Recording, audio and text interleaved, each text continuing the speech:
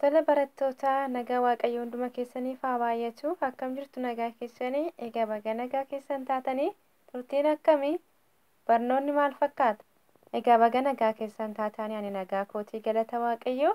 Egaa barnoota keenya guyyoota darbanii keessattiin yookiis kutaa kurnaffaasaa keessatti kunoo qubee dachaa yookiis qubee cimdii sagaleelee dheeraa qabanii waliin ilaallee turre jechuudha.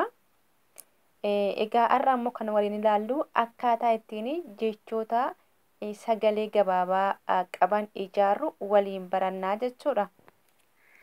Tole egaa jechoota sagalee gabaabaa qaban akkamitti akka ijaaran waliin ilaalla jechuudha. Egaa gizee qubeewwan sagaleelee dheeraa qabanii fi qubeewwan sagaleelee gabaabaa qaban akkasumas qubee cimdii yookiis qubee dachaa sagaleelee dheeraa fi gabaabaa qaban egaa baranne sana keessatti jechoota sagalee dheeraa qabanis jechoota sagalee gabaabaa qabanis jechoota sagalee qaban hunduma isaanii waliin ilaallee turre jechuudha. Amma immoo koba kobaatti waliin ilaalla jechuudha. Egaa jechoonni afaan Oromoo gosa afurtu jiru. Isaanis jecha gabaabaa, jecha dheeraa, jecha laafaa fi jecha jabaataadha. Dheerachuu fi gabaabbachuu sagalee kan murteessu dubbachiiftuudha. Laafachuu fi jabaachuu sagalee immoo kan murteessu qubee dubbifamaadha. Egaa tokko tokkoon itti deemnee waliin barannaa. Har'a garuu kan waliin barannu jechoota sagalee gabaabaa qaban waliin barannaa jechuudha.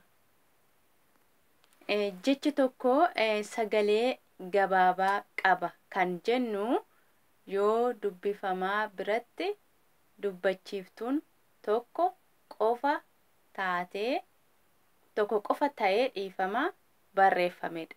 Kana jechuun egaa dubbifamaa biratti yoo dubbachiiftuun tokko qofa taatee barreeffamtee jiraatte jechi sun jecha gabaabaa jedhama. Egaa asitti kan ilaaltan kun sagalee maati? Kun immoo sagalee naati.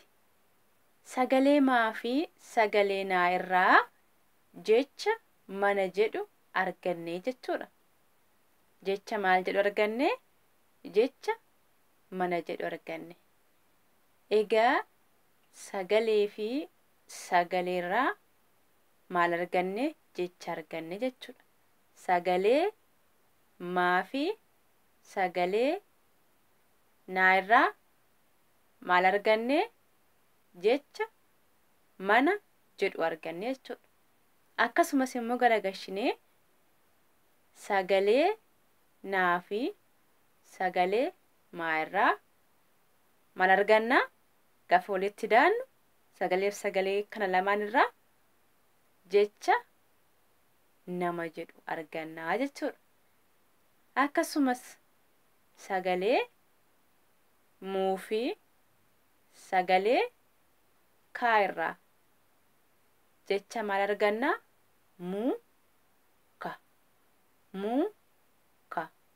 Muka jecha muka jedhu. Akkasuma sagalee buu fi sagalee naa irraa jecha maal arganna? Buna jecha buna jedhu arganna jechuudha.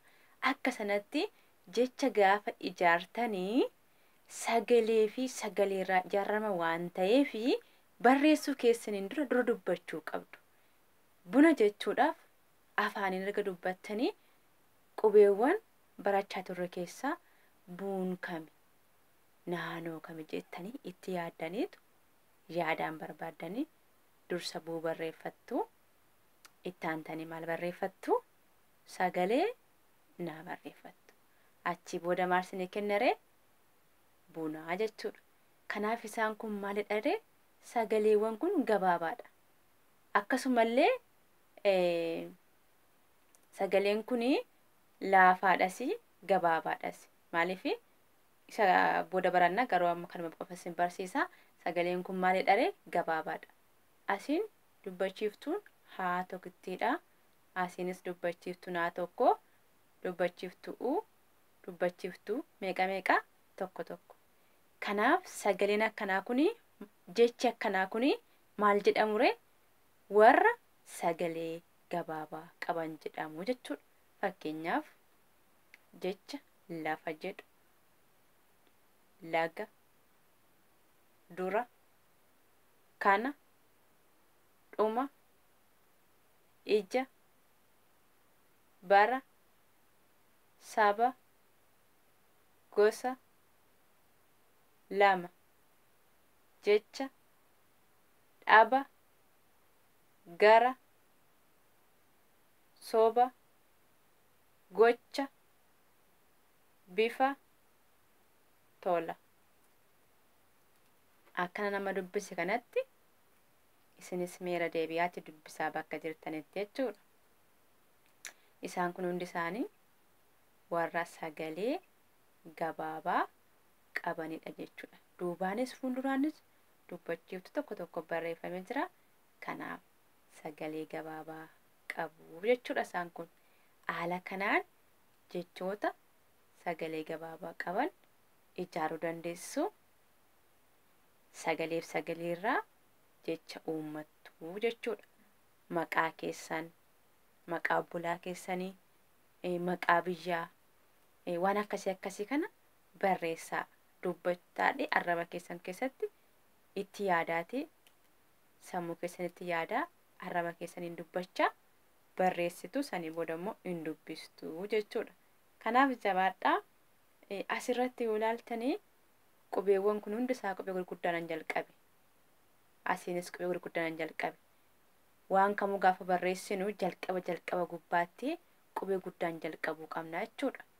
Akkasuma mata dureewwan tokko tokko illee qubee gurguddaan barreeffachuu qabna. Maqaa namaa keessattuu maqaa namaa, maqaa biyyaa gaafa barreessinu jalqaba isaa qubee gurguddaan jalqabuu qabna. Jalqaba irrattis immoo dubbifamaa lamaan jalqabuun hin qabnu jechuudha. Fakkeenyaaf asitti amma qubee baa dabaleen jira jechuudha. Dura bara jennee dubbisne. Amma immoo hiikan qabu.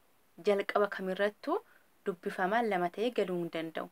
Dubbachiiftuun garuu lama taatee galuu hin dandeessi. Akka kanatti garuu jalqaba kamirrattuu dubbifamaa lamaan jalqabuun seera miti jechuudha. Fakkeenyaaf dubbachiiftuu immoo akka kanatti jalqabuu dandeenya. Fakkeenyaaf eelee, een jalqaba gubbaatti lama asittis itti dabalamuu dandeessi. Dubbachiiftuun sagalee qabdi waan ta'eef jalqaba gubbaatti lama taates galuu dandeessi.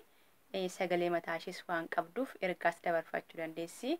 Eelee bara jennee akkatti barreessuun seera miti dheeraa. Kanaaf kana fakkaata barumsa keenya guyyaarraa jabaadhaa.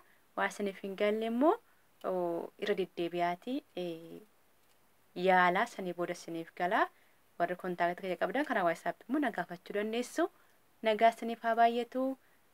Kan walitti deebinu immoo jechoota sagalee dheeraa qaban isaan walitti deebinaa. Nagaan tura.